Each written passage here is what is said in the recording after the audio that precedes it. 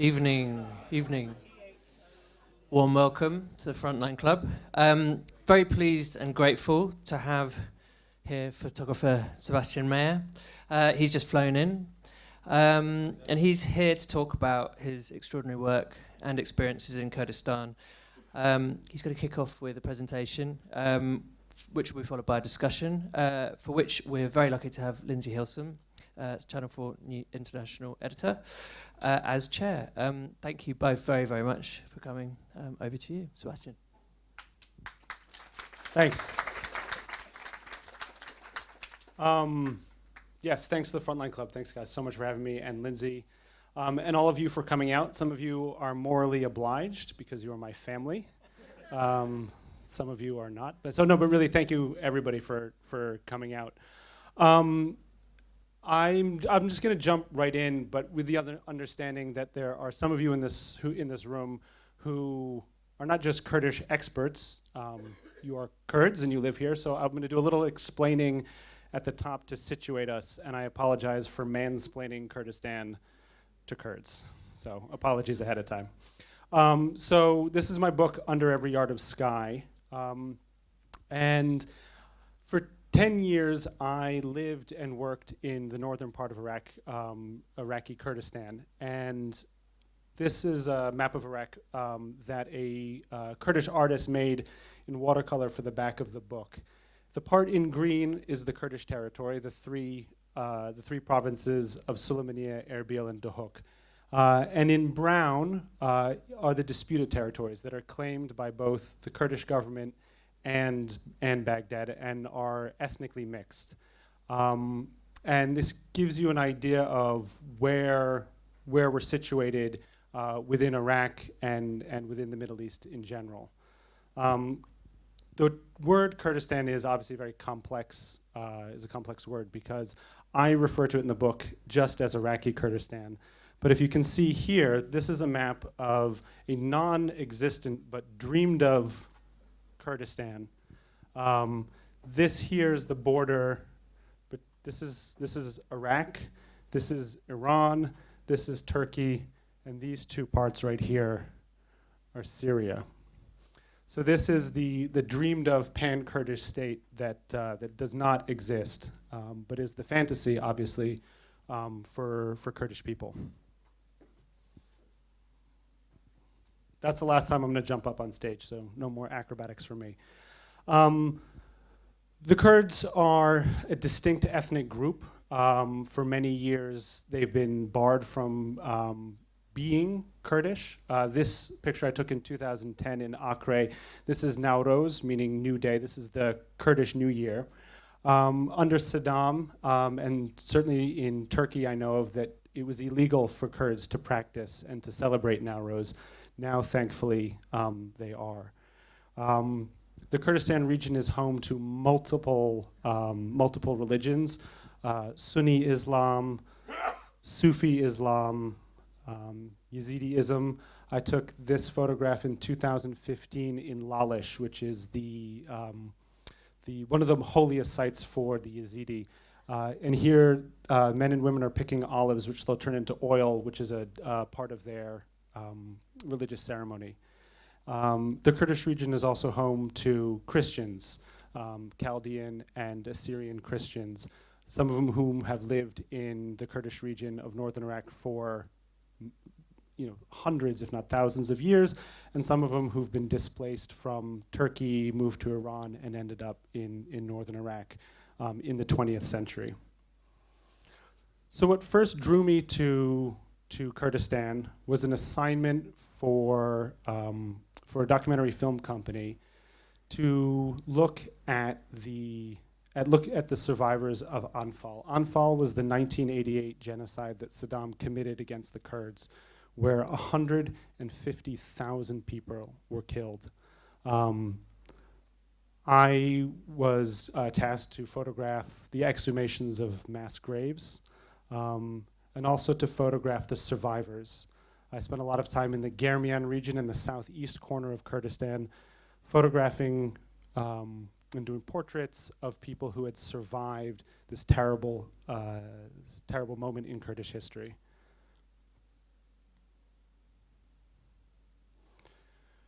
And what I noticed on my first trip to Kurdistan was that the physical scars of the trauma were apparent. You could see it everywhere. But you could also see the psychological trauma as well.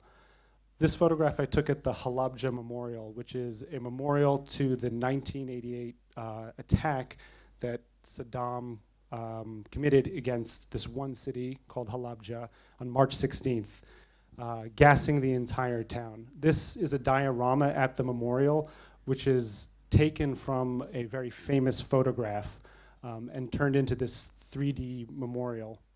And it is a huge part of Iraqi Kurdish current history.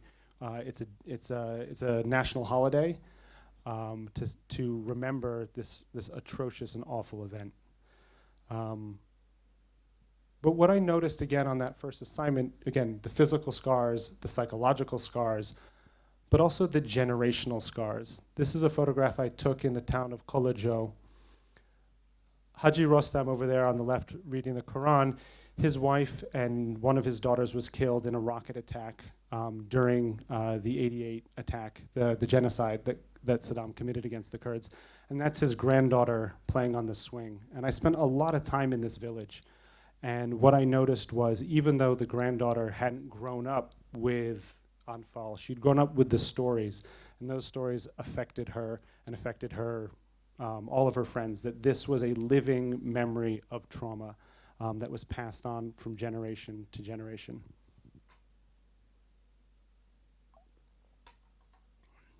So on that first assignment, I met a young, amazing, charismatic Kurdish photographer named Kamran. This was in 2008. I finished the assignment. I go back to London where I used to live. And he called me in mid-2009 and he said, so, I'm thinking about starting a photography agency. And I said, okay, tell me more. And he said, I want to start a photography agency to train up and represent Iraqi photographers, Kurdish, Christian, Arab, Sunni, Shia, because our voices aren't being heard by the international media. And what I had noticed when I was on that first assignment was that Kamran's pictures were amazing and his colleagues' pictures were amazing, but I hadn't seen anything like this. All I had seen from Iraq were photographs from American, Japanese, South African, French, German photographers. I had seen very few pictures of Iraq by Iraqis. And so I just jumped at the chance and I got a one-way ticket and I flew to Sulaymaniyah, where we started Metrography, the first Iraqi photo agency. This is a picture of the agency in 2011 after a master class. And if you look closely, there's somebody in the photograph who's in the audience this evening. I'll let you guys figure that out afterwards. A prize to anyone who can figure it out, besides me, obviously. So suddenly, we built this agency and we were starting to see these incredible pictures, intimate pictures of Iraqi life that me as an American photographer, I wasn't getting access to because I didn't know, I didn't live it. I was a foreigner. This was a picture by Gona. If you asked an American or Western audience, what does the inside of an Iraqi house look like? No one would say this. No one would say a refrigerator. No one would say refrigerator magnets. This was a view inside of Iraqi life that we weren't getting from foreign photographers.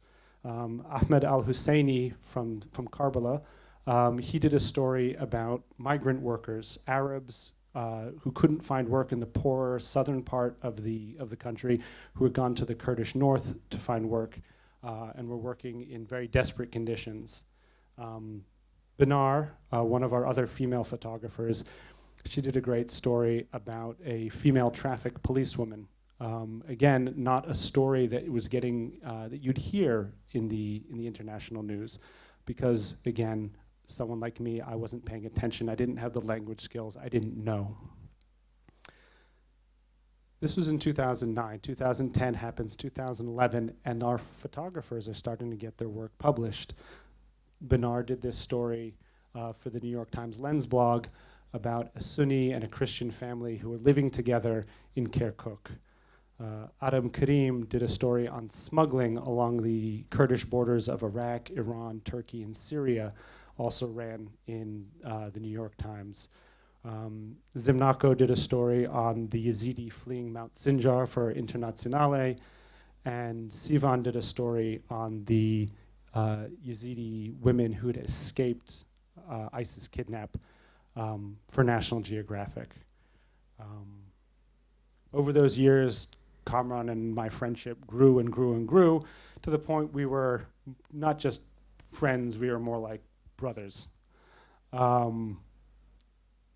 That's not to say that during that time, Kurdistan wasn't a violent place. And by the way, I'm gonna show some pictures that are a little bit on the bloody side. So I apologize ahead of time. If that does affect you, maybe ask your neighbor to hide your eyes for a second. But anyway, Kurdistan was a violent place.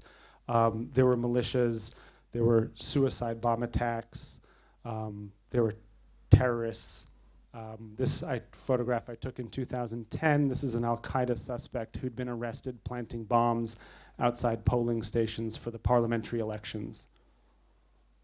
But Kurdistan was also booming. It was this economic miracle that was happening.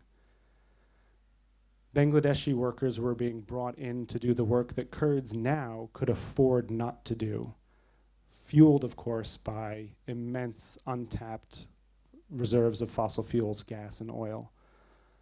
And while the world's attention was being paid to violence and war, my friends were falling in love and getting married and having families, graduating from medical school, becoming environmental activists. This is my friend Nabil, who makes YouTube videos where he paddles. He's a water environmentalist, and he paddles through polluted waters, raising awareness for the environmental issues in Kurdistan. So this I worked on for 2011, 12, 13. And then in 2014, ISIS came, and everything changed. And on June 12th, 2014, 2 days after ISIS took Mosul, Kamran went to the front lines to photograph the Kurds fight against ISIS outside the town of Mullah Abdullah. I was halfway across Kurdistan working on a different story, and I get a phone call. Kamran's been shot and killed. So I drop what I'm doing. I drive back, about 6-hour drive.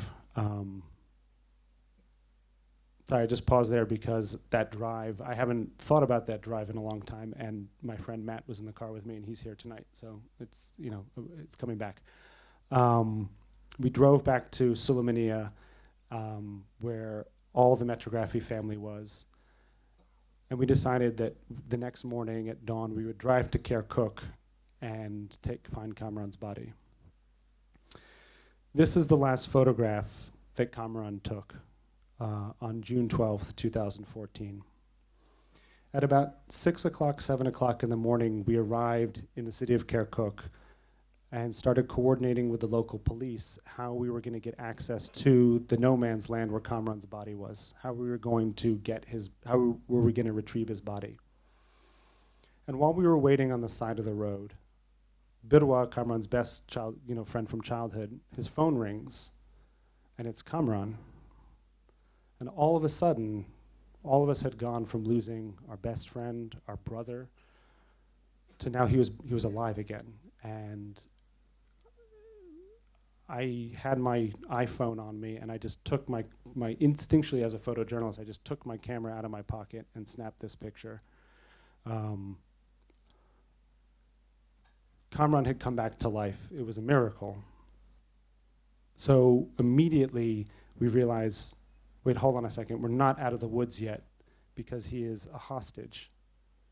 So we drive to the front line where the Kurdish forces were, after they'd retreated where they were stationed. And we went, sorry, give me a second. We went to the commander and we said, look, Kamran's alive. We just had a phone call from him. And he starts trying to negotiate with ISIS, but he's a trained Peshmerga. This man has been fighting for the last 25, 30 years. He is not a hostage negotiator. And very quickly things spiral out of control and he loses the upper hand and the hostage negotiation fails. So we rush back to Sulaymaniyah, about a 2-hour drive back to the office, where we set up our war room. How were we going to get Kamran released? Birwa had an app on his phone which recorded all of his phone calls. So we had a recording of the call from ISIS. So we had Kamran's voice, but we also had the voice of his captors. So experts started poring over the phone. What accent did these guys have? What tribe were they from? Were they even Iraqi? What kind of greeting did they give in Arabic? Was it a normal greeting? Was it an Islamic greeting? And we tried to piece together who they actually were. We taped a map up to the wall to start locating where we thought Kamran was, following every piece of evidence. We had a board where we started to figure out who had Kamran, who could get to Kamran, how we were going to get. We had his family who could use tribal connections. He had brothers who were very conservative and could maybe even get access via back channels to ISIS themselves. Through me, we could use the State Department and possibly the CIA to use those angles. His fiancée was Dutch. She had connections to the Dutch Foreign Service. We used everything we could.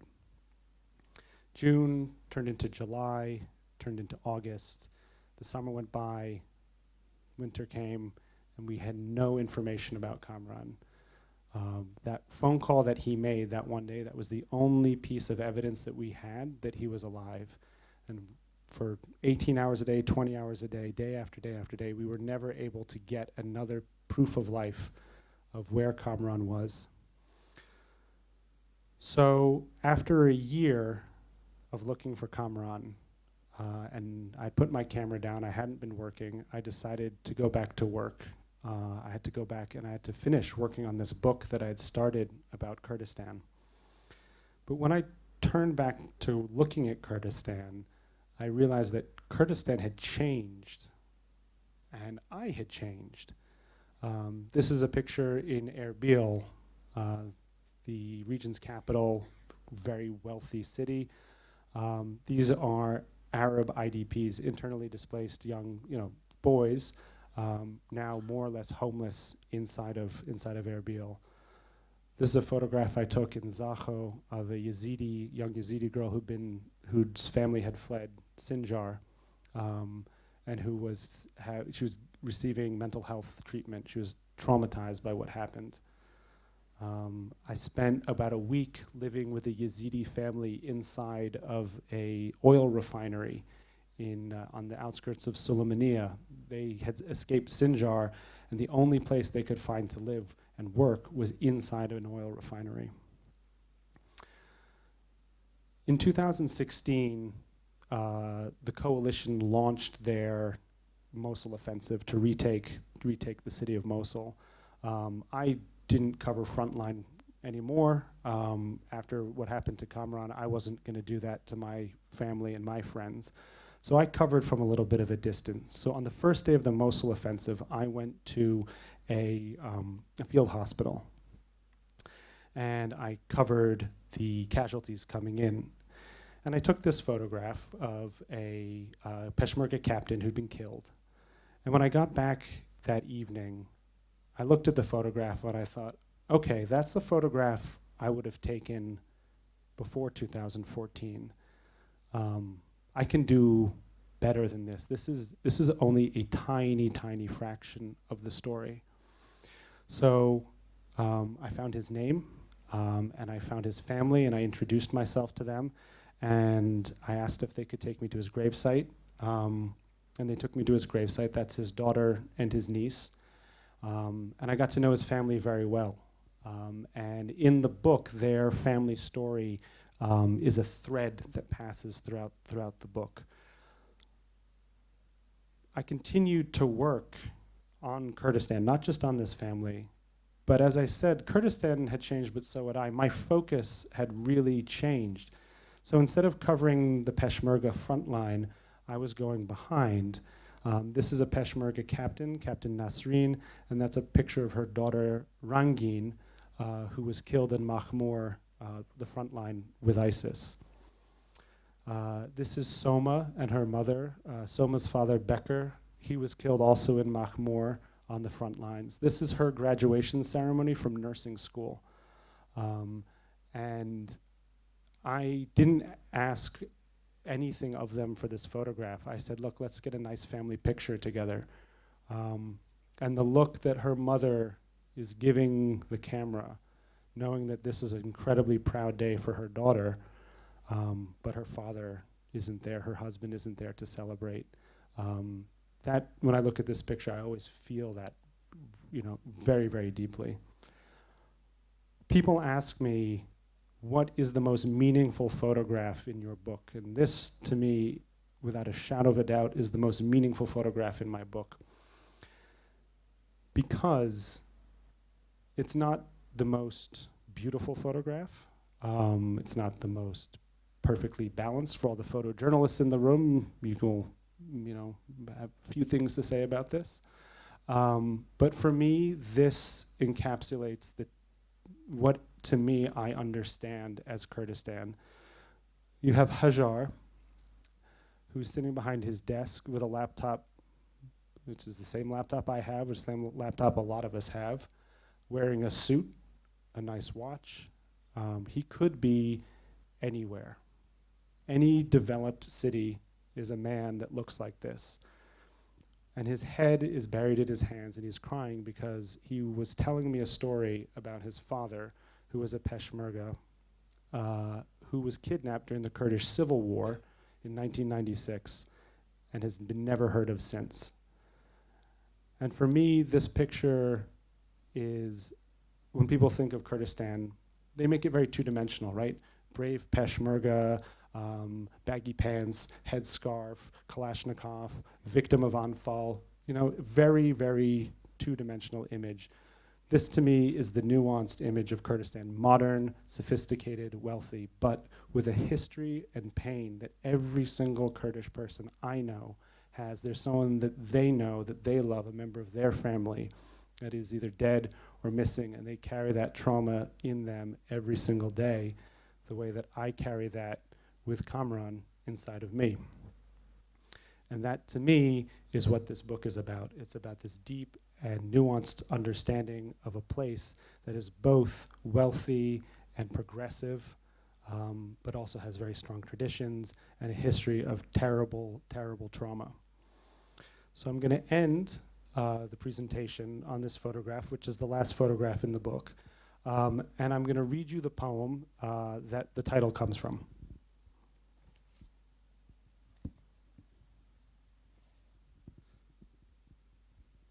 The Unknown Soldier by Abdullah Pasho. When a delegate visits a foreign country, he brings a crown of flowers for the grave of the unknown soldier. If tomorrow a delegate came to my country and asked me, "Where is the grave of the unknown soldier?"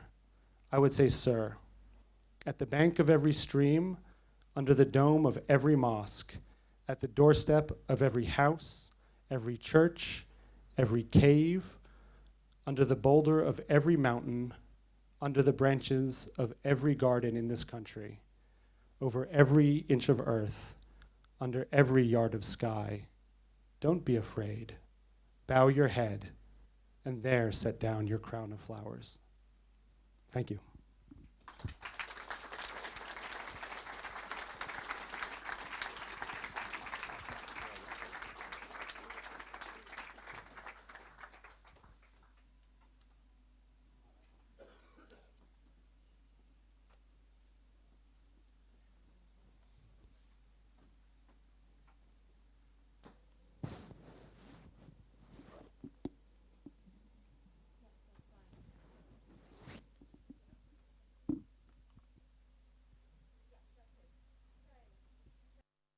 Very much for that extraordinary presentation and for your dedication to telling the story in such a complex and a nuanced way.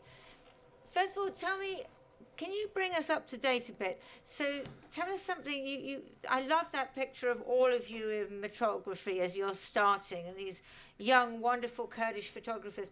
Tell me a bit about what has happened to them in the time since Sure. ISIS came in. Yeah. Unfortunately, I wish I had great. By the way, is Benar here? She's coming. She's coming. Okay. I was hoping that Benar would be here for the actual presentation because that was her those were her photographs up there, and she now lives in the UK, and that is an unfortunate coda, if you will, to this story, is that all of the photographers who were our original founding photographers, every single one of them is now a refugee in Europe. Benar is in the UK. Adam Karim, the guy who photographed the smugglers, he's in France. Ali is also a refugee in France. Rausht is in Italy, as is Bahar, and we have another photographer, Pajar, who's in Germany. It is just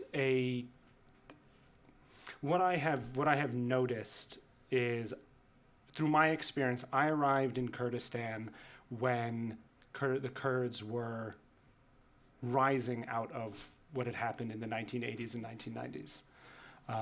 Horrendous tragedy, 1988 genocide, the 1991 uprising that the Kurds, rose up against Saddam with the promise of American backing, which never showed up, and then Saddam slaughtered them again. And this is a terrible, terrible time in Kurdish history. So I arrived after that, when the Kurds had shored up their borders with the rest of Iraq. It was peaceful, it was prosperous. The majority of the time that I was in Kurdistan, it was a peaceful and prosperous place. And then ISIS came, and that came down again. Now, I continued to work in Kurdistan, obviously, after 2014, and things were not going well. The economy had dropped. Peshmerga were back fighting again. People were losing friends, family, mothers, brothers.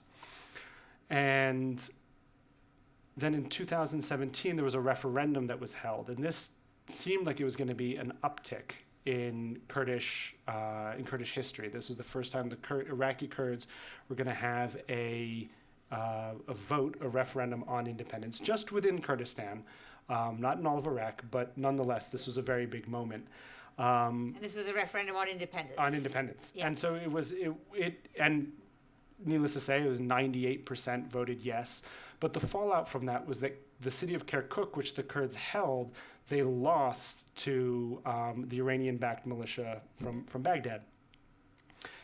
The whole long answer to your question is that after that, which is an incredible low point, things have started to come up again. Since 2017, the economy is growing. Things are more or less peaceful. That Kurdistan is up on the rise again. And although I'm not reporting on that right now, I can see this pattern approaching. So when you're at your very peak, unfortunately, you can look down and see the valley. But when you're down the valley, there is hope again. But and does Metrography still exist? It exists, and it doesn't exist in the same way that it did before. Yeah. In the sense that the photographers don't live. The photographers are refugees in Europe now. There are new photographers. Right.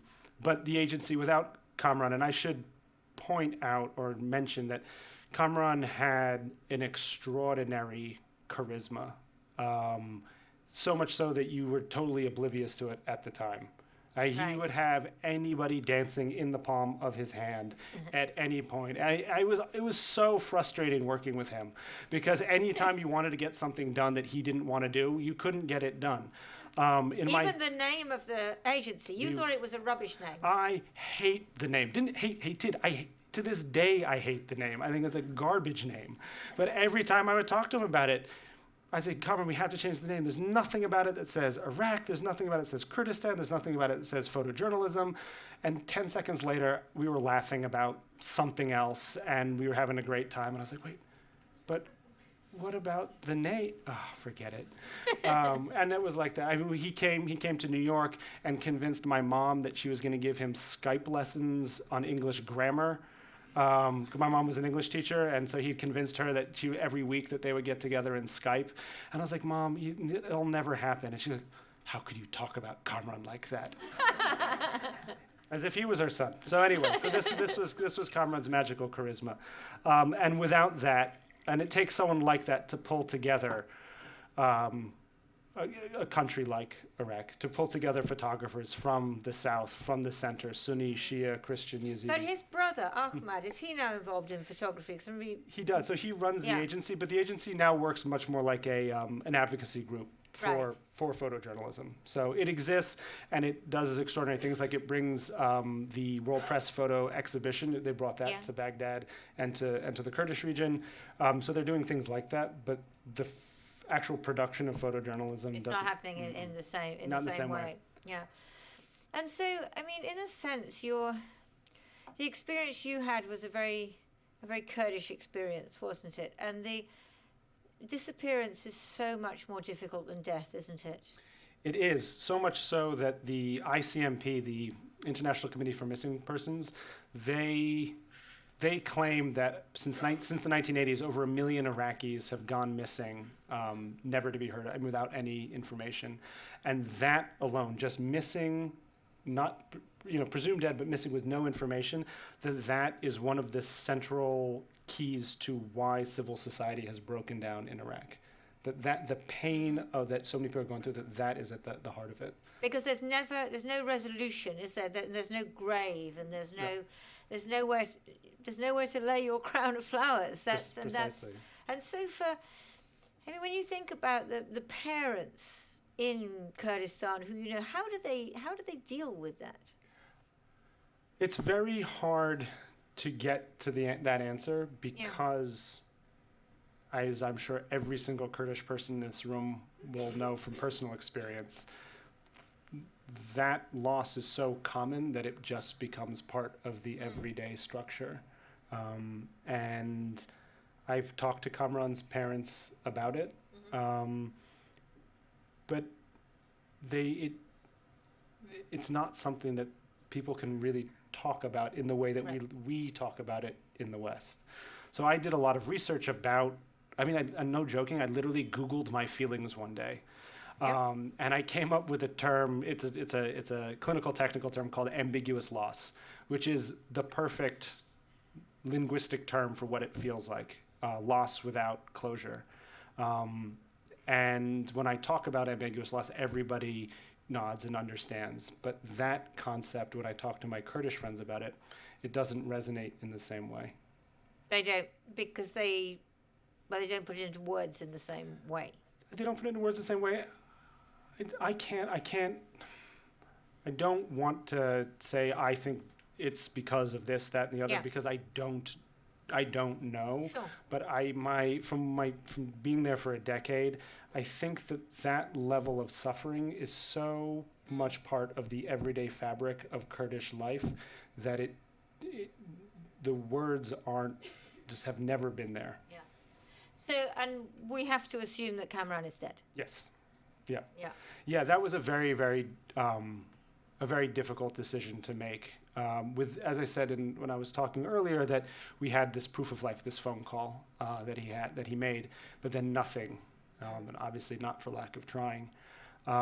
So after 4 years, in 2008, we decided that it was so unlikely that he could be alive that we lifted the media blackout around it. So we put a media blackout as soon as it happened, because under the media blackout you could then do negotiations without the spotlight of journalism on you.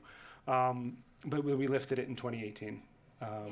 Now what we are doing is we are looking for his remains, which is increasingly complicated because the area where he was killed, or where we think he died, again, we don't know for sure, that area is now a new level of dispute between the Kurds, the Baghdad government, and Iranian-backed militia, and a resurgence of ISIS. So the physical ground where we would even dig to look for Kamaran's body is too dangerous for us to go there. I started my work in Kurdistan photographing the exhumations of mass graves from 30 years ago. So it may be in 30 years, maybe in 10 years, maybe, but that's something that I still work on. I mean, I'm not physically in Kurdistan looking at it, but I'm in touch with his family who monitor the situation to look for it. One of the things when I look at the book, and in a sense this is a kind of non-photographer's question, is this complex issue on the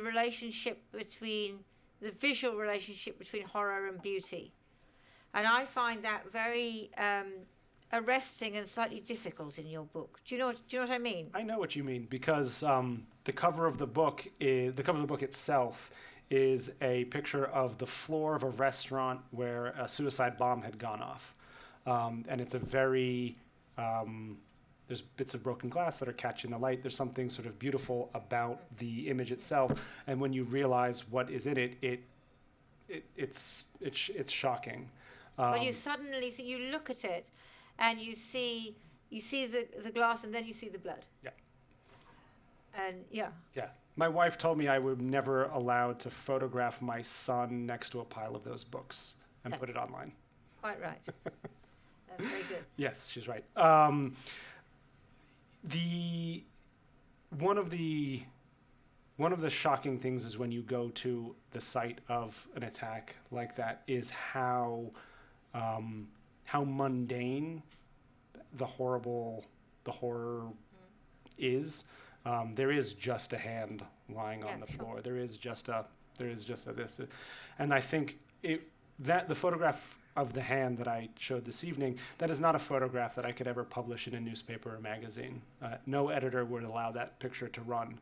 But I put it in the book because it's my choice. But it's my choice to bring that to your attention, not beat you over the head with it, just have the one image and leave it at that, just so you, the audience, know, if you haven't been there and experienced it, that's what it looks like. But I don't need to have multiple pictures of that. But that's a complicated thing, isn't it? Because I think all of us who work in this field, we all kind of want to show more of the horror than our editors will let us, because particularly when we're there, we think, you have to see this, you have to see how terrible this is. And it's this sort of urge. But you've gone beyond that, haven't you? When you make a photo, when you work in photography and photojournalism, you tell a story with images. You pace it, right? Like it's not just one picture followed by the other picture followed by the other picture. There's thought to it, and there's narrative. I don't drop that photograph in randomly.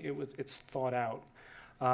So by the time you come across that photograph, you've seen other images of Kurdistan. You're attached to the place. You've seen pictures of the insides of grocery stores. You've seen pictures of a couple in love or expecting a baby. You've seen funny pictures. I mean, there's humor in my book as well.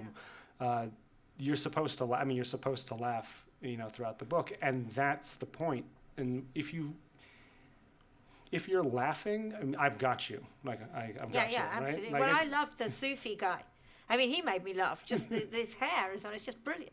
Yeah, and there's a picture which I didn't include in the presentation of just a line of Fanta bottles in the Carrefour supermarket, and it's just goofy, and it should bring you in and make you laugh. And once you're there, and I've got you laughing, then you understand that. Wait, hold on a second. This place might be X many miles away. Maybe they've lived through experiences I haven't lived through, but there is almost no difference between us. And I think that is what a lot of the work, my assignment work as a journalist has always been, is to exoticize a place. Oh, look at this different place, and these different people, and these different things that they do. And, look at these funny headdresses they put on, and these goofy clothes, or like, oh, these, romantic barbarians, or whatever awful old school National Geographic way we used to think about the world. But this book brings you into a point where you look at it, wait, hold on a second. We're not any different. We're actually very, very similar. And when I then present a picture like a severed hand, it's all the more shocking. Right, because you've sort of got into people's lives that way. I mean, this is a sort of side thing. I was in Baghdad about 3 weeks ago, and down there's a big protest camp in the center of Baghdad now, and I'm a really rubbish photographer, but with my little iPhone, I just got obsessed with the men's haircuts.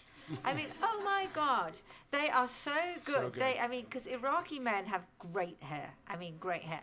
And so there's a lot of sort of this, and there's some of, you're laughing, and there's some of this, and there's a bit of this, and there's a few classic Mohican, but they are the funkiest, fabbest, haircuts ever. And I began to think, oh God, why am I working for Channel 4 News? I should be working for Barbers Daily or something, because this is great. And those things are important. But do you think that photo editors, I mean, you've worked for, the New York Times and all of these different things. Do you think that there is an interest in that non-exoticizing way of looking at things? Or does it just all take too much time and it's the news and bang, bang, and on we go? So there's 100 people in this room. It's being live streamed, and you want me to rubbish my editors? No, I'm asking, but whether you think that there are editors now out there who are sympathetic to this more complex way of looking at the world. Yes, I think there are editors. Is that happening? I think there are editors out there. I think it is beginning to happen. I think it's really hard. I don't think that necessarily my photo editors are to blame. I think they get pressure from their managing editors or whomever. It's very hard to explain to an audience without doing a presentation like this, where I just put the magazine in front of you and say, hey, look, we're all not that, like, we're all kind of the same. Yeah. It's a much larger process of our industry, I think, to start to present that. But I think it's also, I mean, I'm going to open this out in a minute. I think it is also something that happens when you spend longer time in somewhere, because you sometimes get just fed up of the bang bang and you think, what am I saying? What am I showing? Yeah. I'm not telling this human story in a way that I'm telling this human story in a way that's alienating people, not drawing them. Yeah, I mean, a lot of people after the book came out, they heard about the book. Oh, there's a new photo book about Kurdistan. A lot of people got in touch without seeing the book, without knowing anything about me or looking at my work online. They said, oh, I'd love to use some of your pictures in a book on something. I said, great, all right, what pictures are you looking for? And they're like, oh, I'd love to see Kurds in traditional clothing. And I was like, it's not what I do. Yeah. Right? That's not the Kurdistan that I lived for a decade. Yes. And people are very disappointed. And it's like no baggy pants. I mean, I've got many pairs of baggy pants. Yeah, I different. Yeah. Let me open it up. I presume we have a microphone. Now, I mean, open it up for questions. Anybody who lectures or rants, I give you a stare and you won't like it. Questions, and if you want to say who you are first, that would be nice. Or is everybody struck dumb? They're struck. Oh, lady here. Good, she's not struck dumb. Yeah.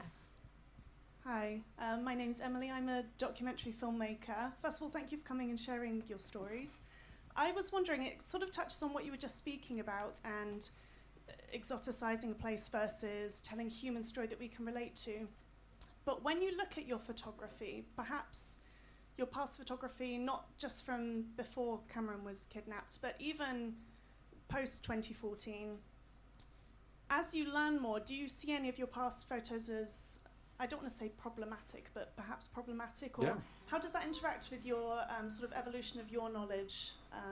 I'm sure this could be asked to any sort of journalist. Sure, but it's a good question. How, as you evolve as a photographer and have this very specific sensibility, do you look back and go, so, for example, there are a few pictures in this presentation there are photographs in here that aren't in the book.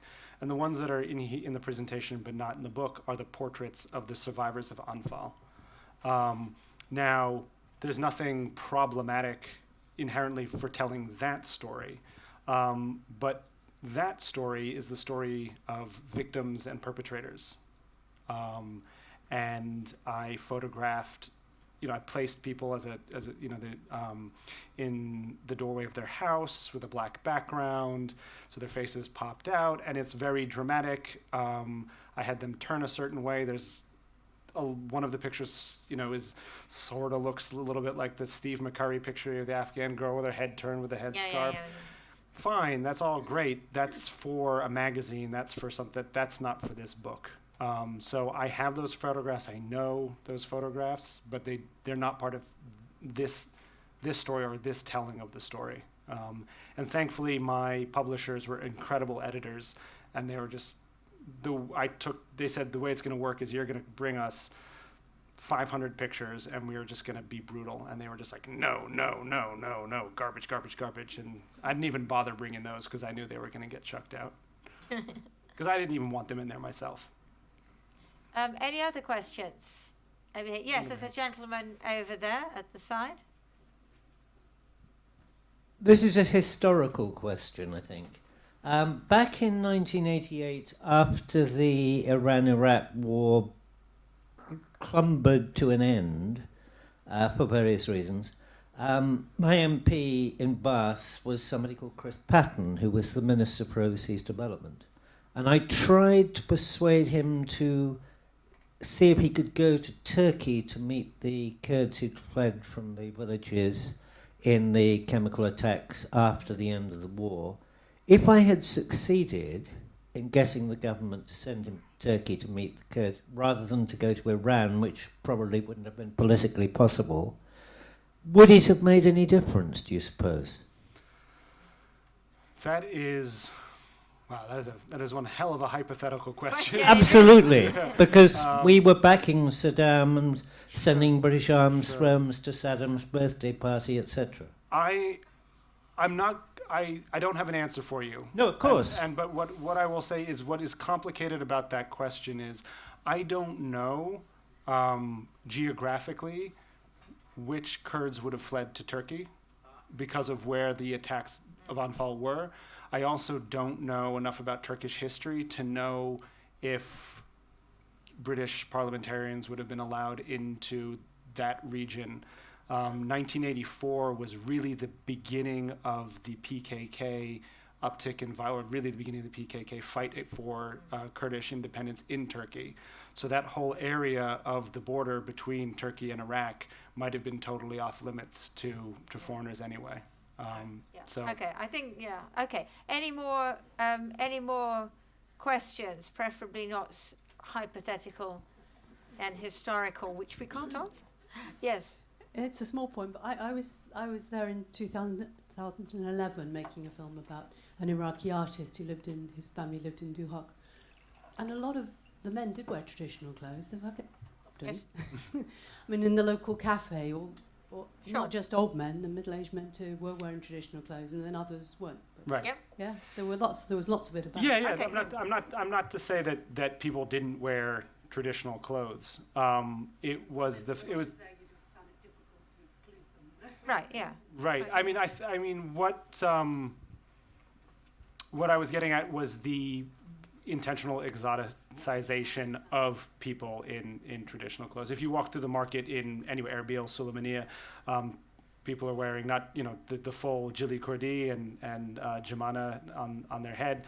I just didn't want to run portraits of that as a look at these different looking people with their different looking clothing. At no point in the edit did I exclude people wearing traditional clothing, but I didn't intentionally include it. Yeah. Guy in the back? I seen a lady in the back, and I haven't seen a guy in the back. Let's go to the lady first, and then if I see the guy, we'll go to him. Yeah. Hello. So I've been living in Erbil for the last 18 months, and I'm really pleased to hear you say that you're seeing the economy and other things coming back to life, because I completely agree.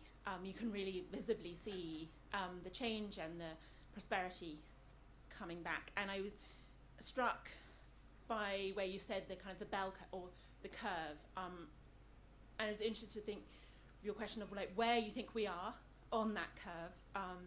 And I saw, so you said Kamran's brother did an exhibition. I went to it in the Citadel in Erbil, and it was really impressive. And I wondered what your advice would be for people trying to promote Kurdistan now, and how we can kind of keep that curve going in a positive direction. That's a good question, I think, for somebody else. And what I mean by that is I'm a journalist, and I don't really have, as much as I love my Kurdish friends and I love Kurdistan, I am not invested in Kurdistan going up or down or have any advice in that respect. I am much further back for ethical reasons in terms of just the observation. So yeah, I'm sorry, I wish I could. That's all right, but it's good. It's good that everybody's perceiving that there is beginning to be a bit of a positive movement again. Yeah, did you say there was a gentleman at the back? Because I can't see him. Where is he? Is he hiding? Oh, there he is. And then I'll come to you. You couldn't see him because he's not a gentleman, that's why. Oh, is that what it is? Thank you very much. I love the book, Thank and you. I thought it was very well written, as well as the amazing images. I've got a question actually for both of you. How optimistic or pessimistic are you about the future of what you do as a profession, and the type of news that you report in light of all the public service broadcasting cuts and all that? So, question for both of you. Go on, you go first. Wow, really, Rashid, you really went Thanks to the for that. Yeah, this is what happens when you invite your friends. Family, you're off limits. No microphone to you. So, am I optimistic or pessimistic about the industry of journalism? And the particular stuff reporting international news. I think we've all noticed, certainly as an American reporter, it has been very difficult for me to get international stories placed in American news since 2016. I used to do a lot of work for PBS NewsHour, and I would pitch stories. I had a great relationship with the international editor. They'd get accepted. We'd work on the funding, and then they would just die because of a tweet. And the tweets kept coming, and the international stories kept dying. And my editor at NewsHour told me, he said, I have a 6-month backlog of stories because right before we go on air, if there's a tweet, we have to cut international reporting because we have to cover domestic, whatever. I did an interview for BBC America. It was for video, for TV. I did it over a month ago, and I keep asking, well, is it going to run? Is it going to run? Obviously, I want it to run. But impeachment, and there's no room for the BBC in America to run anything but American politics. So international reporting, getting the airtime is really hard. And I now transition to someone who does broadcast journalism.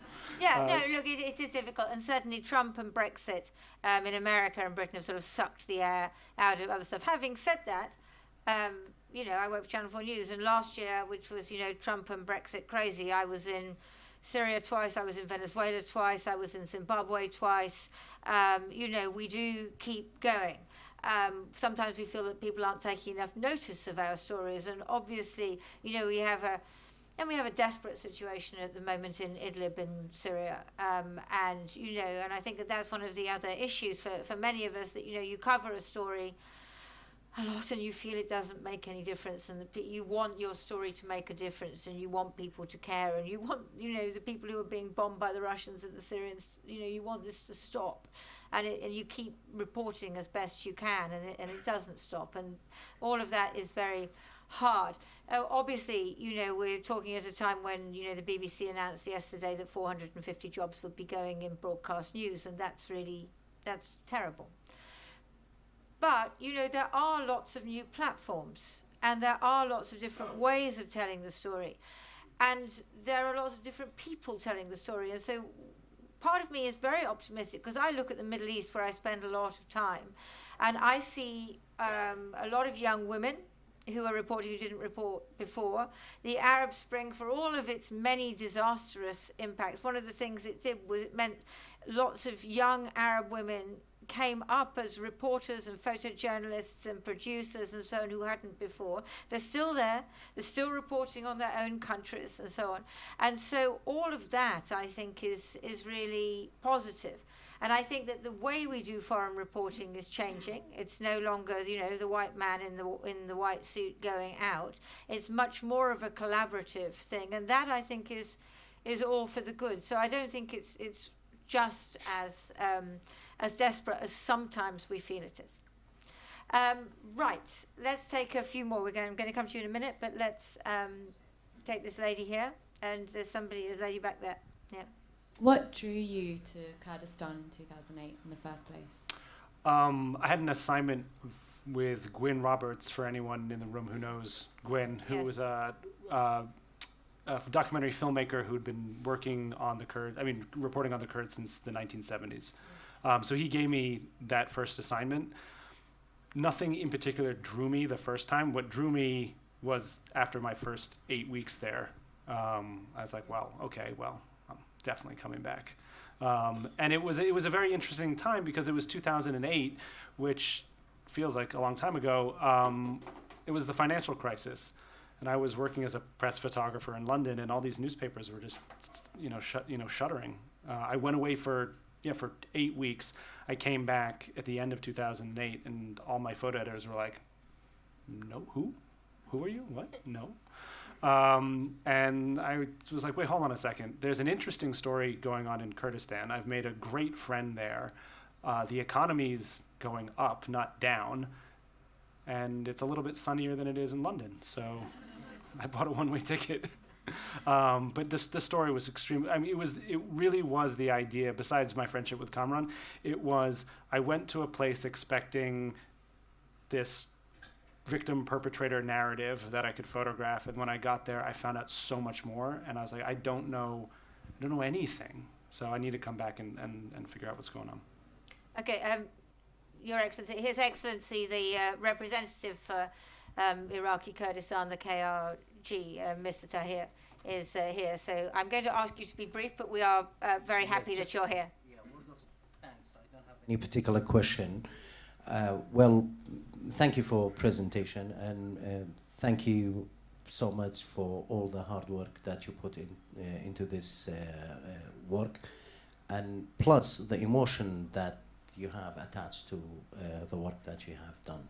Thank you for portraying my country in such a wonderful way and incredible way, and telling the story of the Kurdistan and Kurdistan region, from the sad stories to the prosperous and good stories as well. That's what we do here in Britain. It's part of the diplomacy. I couldn't do better than you, and this is part of the public diplomacy that you do. Regarding the Kamran, I think this is a good opportunity to pay tribute to Kamran and all those who paid their life in fighting ISIS. We paid 2,000 life in that. 1,000 Peshmerga were wounded in this fight with ISIS. This is only one of the story. We have 100,000. Sorry. Okay. We have 100,000 of stories of missing people. 182,000 people who missed during the Anfal campaign. Still, we haven't recovered their bodies entirely. We only have, 3,000 to 4,000 bodies were recovered from the southern desert in Iraq. Thank you. But just wanted to thank you on behalf of our mission here in London. Thank you so much for all your hard work. Well, thank we're you. very glad that you're here. Thank you. Any more questions? Or there was the lady behind the bar and the lady here, and then we're going to close it. So lady behind the bar, you have to rush back and then rush forward again. It's your exercise.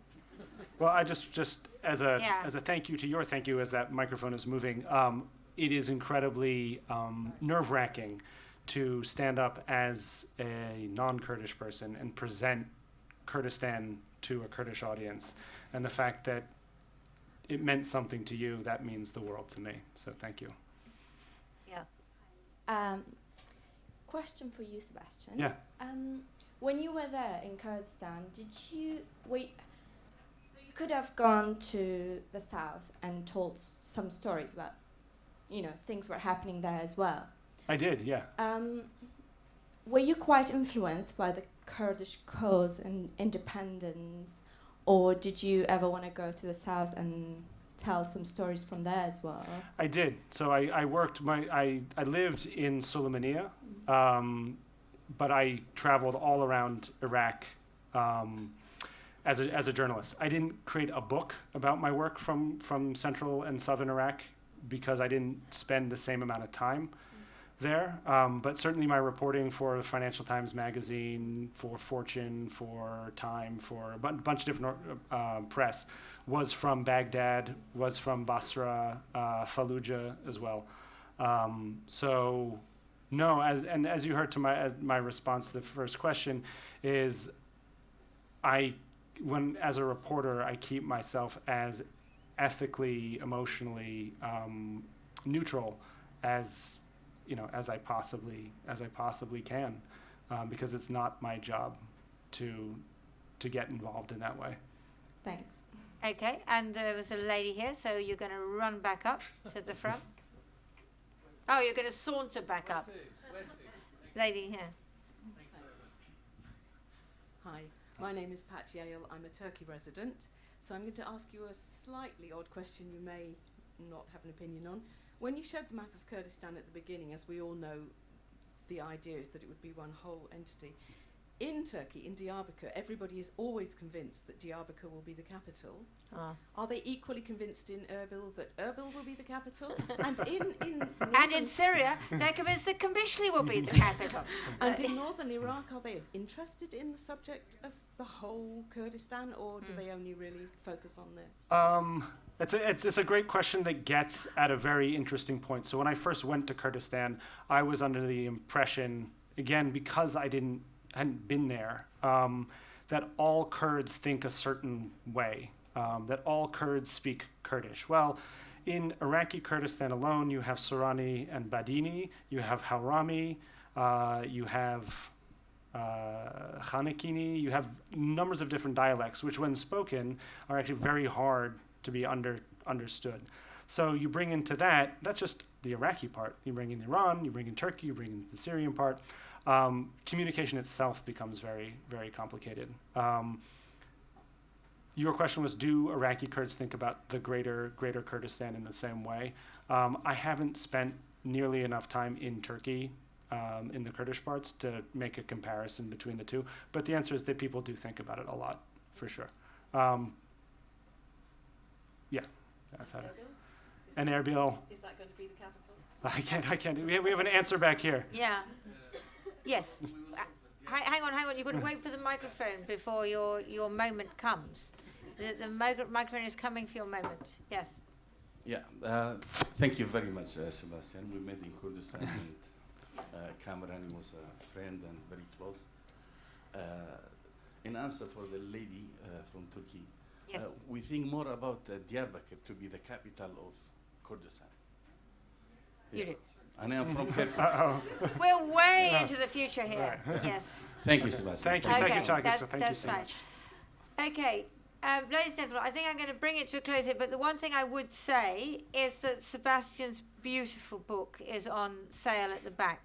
I don't know how much it costs, but I know it's a bargain.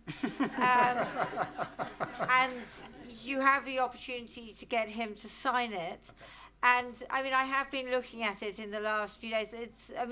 Sebastian's story, which you've heard some of here, is in the book. And I would also recommend that, Sebastian, tell us about the podcast that you did for NPR. Is that still available? Because that's amazing. Absolutely, yeah. So you can. We made a radio documentary about the story as well. And that you can just find on NPR if you just Google National Public Radio, NPR, Kamran's name. The title of the piece is called The Search, but you can find it via your incredible Google skills. I'm sure you'll figure it out. But it's a beautiful podcast, and it tells you more about the search for for Kamran. But the book, has this story in it, and you're not bad as a writer. The writing's pretty good too. And it's beautiful and terrible, and I highly recommend it. So the copies are back there. He's here. So I just said my agent over there. Oh, your agent and is the there. agent wants me to remind you that it is £40. Oh, it's £40. Cash only. Oh, cash only. And there is a cash point on the corner. Oh, right. Okay. I was only able to bring two 50-pound bags with me, so I only have 26 copies with me. Oh, you better run. So if you don't get it, you can buy it online. The shipping is very cheap now. It used to be very expensive. It's very cheap now. Sorry to everyone who paid the expensive shipping. And so if you don't get it this evening, you can get it. And I will, any orders that you guys do this evening online, I make sure I'll sign it to you and get it in the mail when I'm back home. Okay, thank you very much indeed. Thanks, guys. Thank you.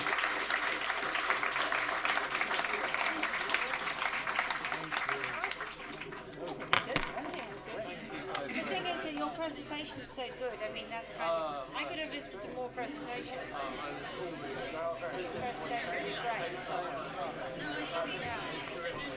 Lindsey, I just finished reading your In Extremis. Oh, have you? Absolutely fantastic. Oh, I mean, I'm good. obviously very sorry for your loss. But, yeah, she was quite a She was riveting. I was reading it at 3 and 4 in the morning. Oh, were you? Good, well, I'm glad I robbed you of some sleep.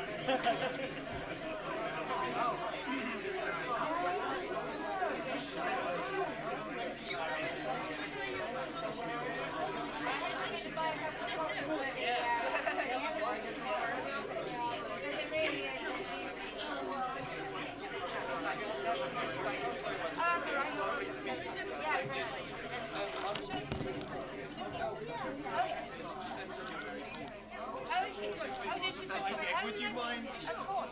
Thank you so much, Lindsey. Thank you.